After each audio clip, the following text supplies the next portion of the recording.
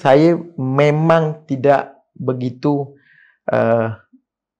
yakin dengan penguatkuasa di majlis di kawasan, terutama di majlis Bandaraya Seremban, walhal Port Dickson sendiri pun, sebab saya tahu banyak kesalahan lebih besar berlaku.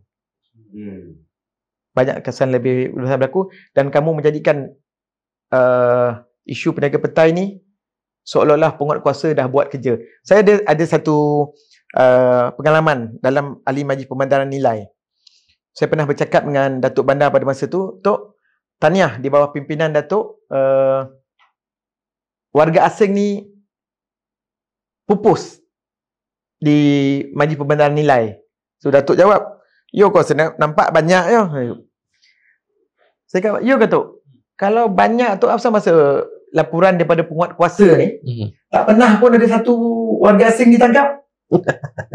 Betul. Yang ditangkap hanya itulah pedagang kecil.